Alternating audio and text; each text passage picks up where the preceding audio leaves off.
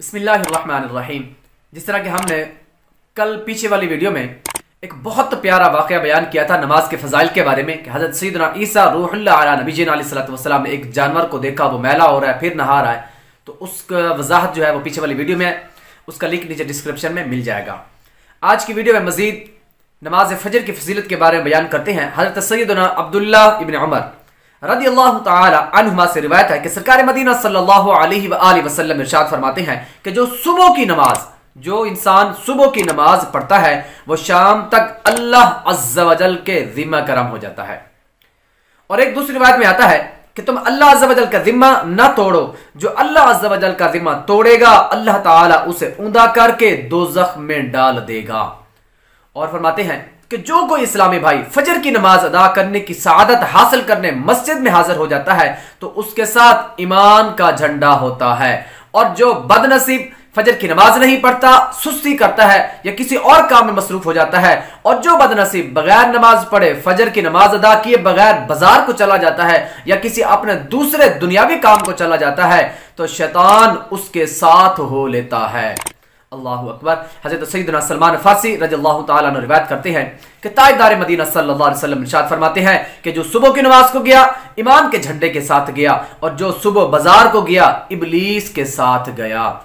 अल्लाहु अकबर। हमें सोचना चाहिए कि नबी सल्लल्लाहु अलैहि वसल्लम ने नमाज ना पढ़ने की कितनी वाइदें फरमाई हैं, तो हमें उन सारी वाइदों को, उन नबी सल्लल्लाहु अलैहि वसल्लम के तमाम फरमानों को पढ़कर दिल में उतार लेना चाहिए और अल्लाह अज़्ज़ा वजल के खौफ से हमें लरज़ जाना चाहिए और अल्लाह अज़्ज़ा वजल के खौफ से हमें डर कर वक़्त के अंदर नमाजों को पढ़ना चाहिए। अल्लाह पाक हम सबको पंजगाना बाजमात नमाज अदा करने की तौफीक अता फरमाए।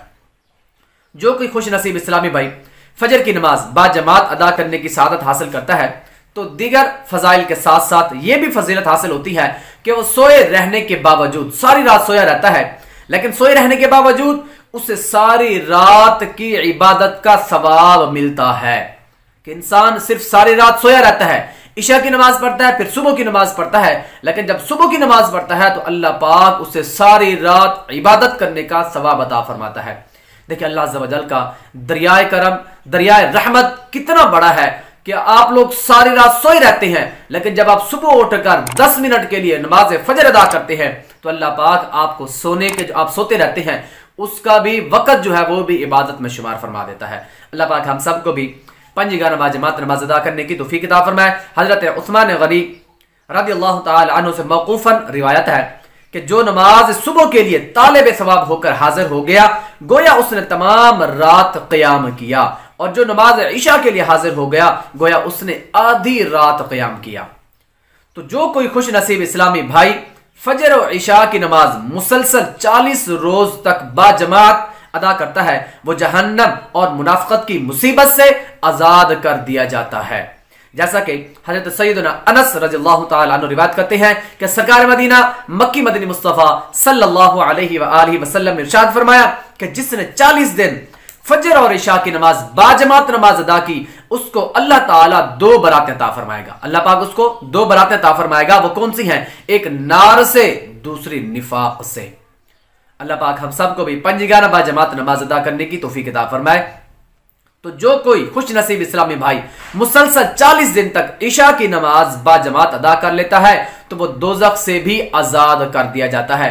जैसा कि हजरत सैयदना अब्दुल्लाह इब्न उमर रज़ियल्लाहु ताला अन्हु रिवायत करते हैं कि सरकार मदीना सल्लल्लाहु अलैहि वसल्लम ने इरशाद फरमाया कि जो मस्जिद में बाजमात 40 रातें नमाज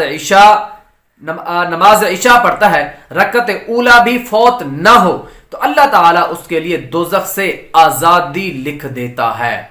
तो कोशिश करें कि नमाज इशा और नमाज फजर ये खास तौर पर इंसान पर थोड़ी सी मुश्किल होती है, तो कोशिश करें कि अल्लाह पाक हम सबको पंजगाना बाजमात नमाज अदा करने की तौफीक अता फरमाए।